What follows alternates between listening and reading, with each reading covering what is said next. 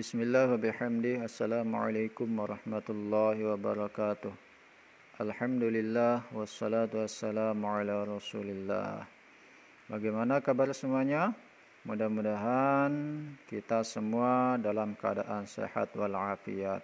Jangan lupa untuk selalu menjaga kesehatan. Jangan keluar rumah. Kalau seandainya terpaksa harus keluar rumah, tetap menggunakan masker, rajin-rajin cuci tangan, dan jaga jarak. Karena itu salah satu cara kita untuk memutus mata rantai penyebaran virus corona atau COVID-19. Mudah-mudahan dengan usaha kita, virus corona ini segera berlalu dan kita bisa melakukan pembelajaran normal seperti biasa tatap muka di sekolah. Tapi kalau kita tidak mengikuti aturan kesehatan, maka kemungkinan besar kita akan lama lagi proses pembelajaran secara daring seperti ini dan kita tidak bisa melaksanakan pembelajaran tatap muka. Oleh sebab itu perlu ada kerjasama di antara kita semua. Anak-anakku, insya Allah pada hari ini kita akan melanjutkan materi pelajaran kita. Namun sebelumnya kita sama-sama membaca surah At-Tin. Kita sama-sama menyimak video salah satu teman kita dalam membaca surah At-Tin. Insya Allah bacaannya sudah lumayan bagus. A'udzu billahi minasyaitonir rajim. Bismillahirrahmanirrahim. Wattini wazzaitun wa turi sinin wa hadzal baladil amin. Laqad khalaqnal insana fi ahsani taqwim summa radadnahu asfala safilin illal ladzina amanu wa amilus solihati falahum ajrun ghairu mamnun fama yukazzibuka ba'du biddin alaihissallahu bi ahkamil hakimin. Nah, itu salah satu penampilan dari teman kita dalam membaca surah At-Tin. Dari bacaannya, kalau Pak Guru menilai itu sudah lumayan bagus, cuman tadi ada sedikit saja ketika membaca kata summa radadnahu asfala safilin. Tadi ada bacaan yang dipanjangkan. Mungkin karena agak kurang hafal jadi terbawa-bawa ke bacaan panjang. Jadi kedengaran tadi bacaannya summa radadna. Padahal ma itu dibaca pendek bukan dibaca panjang. Nah, itu sedikit koreksi untuk penampilan yang barusan. Tapi kalau sebagian besarnya udah lumayan bagus. Nah, untuk yang lainnya itu juga rata-rata pembacaannya udah bagus, cuman masih banyak yang membaca panjang di saat bacaannya tidak panjang. Terus ada beberapa temannya yang juga kurang hafal. Maka perlu pembelajaran yang lebih lama lagi, lebih tekun lagi untuk belajar Al-Quran. Jadi tidak cukup belajar Al-Quran cuma di sekolah saja, tapi perlu meluangkan waktu lebih banyak lagi untuk belajar di luar sekolah. Mengingat kita belajar di sekolah, pelajaran agama hanya 1 kali seminggu dan itu pun 4 jam pelajaran. Bukan 4 jam normal tapi 4 jam pelajaran. Jadi waktunya sangat sedikit. Oleh sebab itu perlu nambah waktu untuk belajar di luar sekolah. Beranjak ke materi pembelajaran kita pada hari ini yaitu tentang mengenal Allah dan kitab-kitabnya. Kita sebagai orang yang beriman wajib mengetahui rukun-rukun iman. Rukun iman itu ada 6. Yang pertama, iman kepada Allah. Yang kedua, iman kepada malaikat-malaikat Allah. Yang ketiga, iman kepada kitab-kitab Allah. Yang keempat, iman kepada rasul-rasul Allah. Yang kelima, iman kepada hari kiamat. Yang keenam, iman kepada takdir Allah atau qada dan qadar Allah.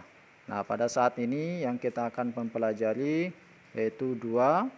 Yang pertama, iman kepada Allah atau mengenal Allah. Yang kedua, beriman kepada kitab-kitab Allah. Mengenal nama Allah dan kitabnya. Di saat kita ingin mengetahui sesuatu, ingin mengenal seseorang, maka biasa yang kita tanyakan adalah namanya. Misalnya kita mau kenalan sama siapa, maka yang pertama kita tanyakan itu adalah namanya. Begitu juga di saat kita ingin mengenal Allah, maka salah satu caranya yaitu adalah mengetahui nama-nama Allah atau yang biasa disebut dengan Asmaul Husna, nama-nama Allah yang baik atau mulia. Asmaul Husna ini jumlahnya ada 99 dan itu ada di dalam Al-Qur'an. Akan tetapi di sini di kelas 5 kita hanya akan mempelajari 4 Asmaul Husna saja, tidak semuanya. Tapi kalau ada yang hafal sampai 99 itu lebih bagus lagi. Nah, sebelum kita sama-sama membahas 4 Asmaul Husna yang akan kita pelajari hari ini, alangkah baiknya kita sama-sama menyimak video Asmaul Husna berikut ini. Ya Allah, Ya Rahman, Ya Rahim, Ya Malik, Ya Qudus, Ya Salam, Ya Mu'min, Ya Muhaimin, Ya Aziz, Ya Jabbar, Ya Mutakabbir, Ya Khaliq, Ya Bari, Ya Musawwir, Ya Ghaffar, Ya Qahar, Ya Wahhab, Ya Razaq, Ya Fattah, Ya Alim, Ya Qabid, Ya Basit, Ya Khafid, Ya Rafi, Ya Mu'is, Ya Mudhil, Ya Sami, Ya Basir, Ya Hakam, Ya Adil, Ya Latif, Ya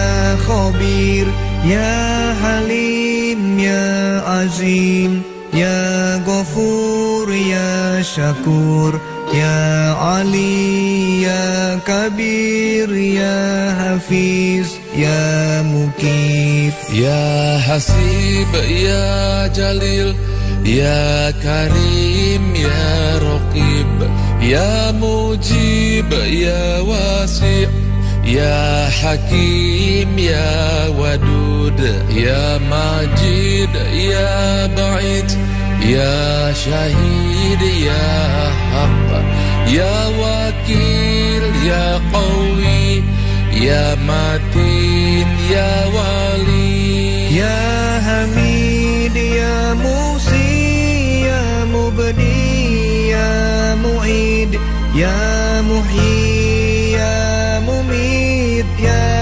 Hayyu, Ya Qayyum, Ya Wajid, Ya Majid, Ya Wahid, Ya Ahad, Ya Somad, Ya Qadir, Ya Muqtadir, Ya Muqaddim, Ya Muakhir, Ya Awal, Ya Akhir, Ya Zahir, Ya Batin, Ya Wali, Ya Muta'ali, Ya Bar, Ya Tawab, Ya Muntakim, Ya Afu, Ya Ra'uf, Ya Malikal Mulki, Ya Dzal Jalali wal Ikram, Ya Muqsim, Ya Jami, Ya Khani, Ya Mughni Ya Mani Ya Dar Ya Nafi Ya Nur Ya Hadi Ya Badi' Ya Baqi Ya Waris Ya Rasid Ya Sabur Ya Allah Ya Allah. Gimana? Udah bisa disimak video Asmaul Husna yang barusan? Alhamdulillah, mungkin di tempat kita ini sebelum mengaji biasanya membaca Asmaul Husna. Itu udah bisa jadi modal untuk mengenal nama-nama Allah. Nah, beranjak ke pelajaran kita, yaitu apa Asmaul Husna yang akan kita bahas. Yaitu yang pertama Al-Mumit, yang kedua Al-Hayyu, yang ketiga Al-Qayyum, dan yang keempat Al-Ahad. Al-Mumit itu mengandung arti Allah yang maha mematikan. Allah Subhanahu wa ta'ala di dalam Al-Quran telah berfirman, Kullu nafsin dha'iqatul maut, setiap yang bernyawa itu pasti akan mati. Oleh sebab itu, di saat kita telah hidup, maka kematian itu sudah pasti datang. Yang terpenting adalah apa yang kita persiapkan untuk menghadapi kematian. Yang kedua, Al-Hayyu, Allah yang maha hidup, mengandung arti bahwa Allah hidup kekal selamanya. Allah yang memberikan kehidupan kepada seluruh makhluknya. Begitu juga Allah yang mematikan semua makhluknya. Oleh sebab itu, yang terpenting adalah bagaimana kita memanfaatkan hidup kita ini untuk berbuat kebaikan. Nanti harapannya kebaikan yang telah kita lakukan akan diterima oleh Allah Subhanahu wa ta'ala dan akan menjadi bekal kita untuk menghadapi kematian. Karena kematian itu kita tidak tahu kapan, maka setiap saat kita harus mempersiapkannya. Karena banyak sekali orang yang bertahun-tahun dia itu sakit, tapi masih Allah berikan kehidupan. Tapi ada yang kelihatannya segar bugar, tiba-tiba besok sudah tidak ada. Oleh sebab itu kita perlu mempersiapkannya. Kadang ada yang sudah tua ratusan tahun masih belum juga meninggal dunia. Ada yang baru lahir sudah meninggal dunia. Nah, itu merupakan rahasia Allah. Yang terpenting adalah bagaimana kita gunakan hidup kita ini untuk berbuat kebaikan, sehingga kapanpun Allah mengambil kehidupan kita atau mematikan kita, kita dalam keadaan berbuat kebaikan. Adapun Asmaul Husna yang ketiga yaitu Al-Qayyum, Allah yang maha berdiri atau mandiri, mengandung arti bahwa Allah tidak memerlukan bantuan siapapun.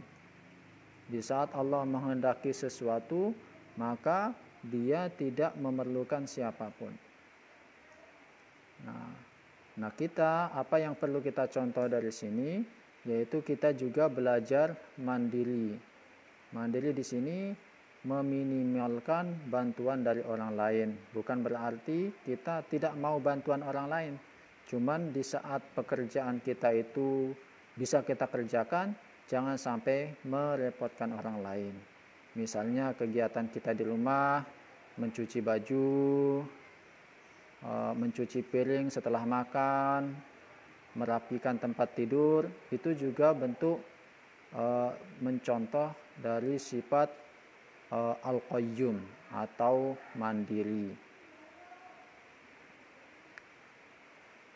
Terus yang selanjutnya yang keempat, Al-Ahad, Allah yang Maha Esa.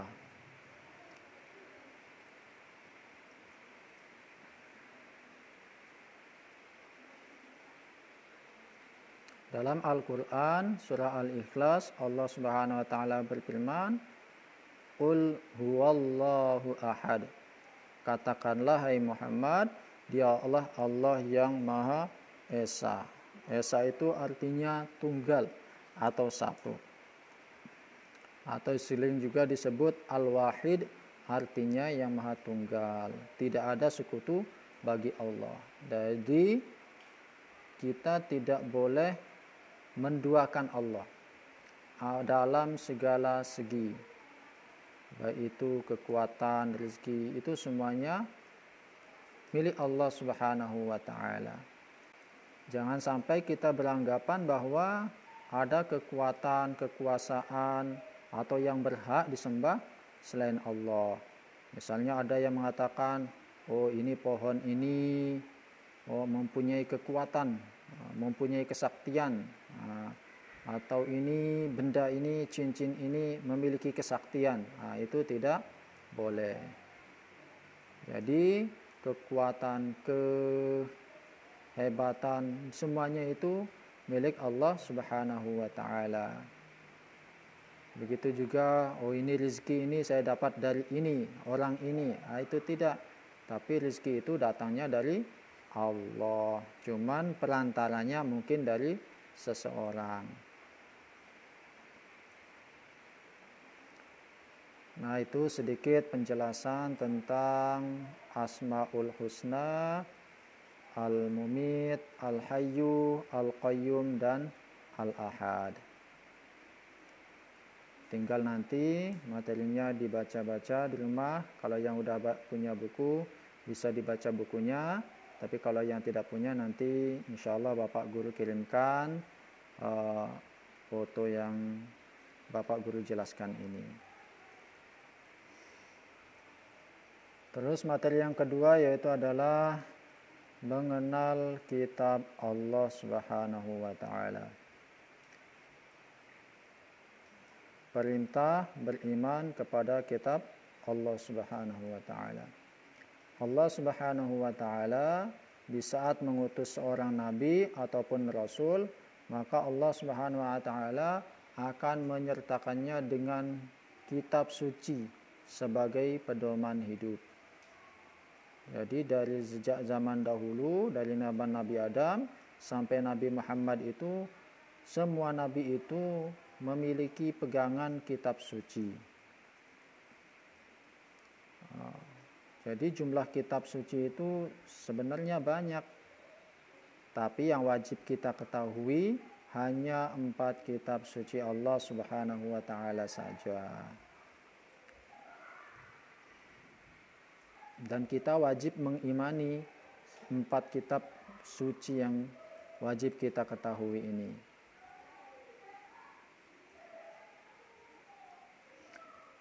Mana dia kitab suci yang wajib kita imani? Yang pertama yaitu adalah kitab Taurat.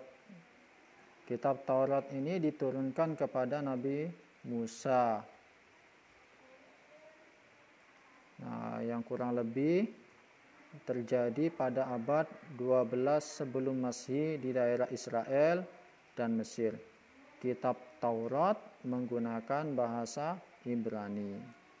Adapun kitab yang kedua yang wajib kita ketahui yaitu adalah kitab Zabur, yaitu diturunkan kepada Nabi Daud alaihissalam ketika beliau menduduki tahta sebagai raja Bani Israel pada abad 10 sebelum Masehi di tanah Kan'an. Yang ketiga yaitu adalah kitab Injil. Kitab Injil ini diturunkan kepada Nabi Isa alaihissalam pada sekitar abad 1 Masehi di daerah Yerusalem dalam bahasa Yunani. Injil berarti kabar selamat, pelajaran yang baru atau kabar gembira. Terus yang keempat yaitu adalah kitab Al-Quran. Ini diturunkan kepada Nabi Muhammad SAW mulai pada abad 6 Masehi di Mekah. Peristiwa turunnya Al-Quran atau dikenal dengan Nuzulul Al-Quran terjadi pertama kali ketika Nabi Muhammad SAW sedang berkhalwat atau menyendiri di Gua Hira, Makkah. Turunnya Al-Quran menandai awal diangkatnya Nabi Muhammad SAW sebagai Rasul. Sedangkan pada saat itu Nabi Muhammad berumur 40 tahun. Nah, Al-Quran ini terdiri dari 114 surat dan terbagi menjadi 30 juz dan 6.236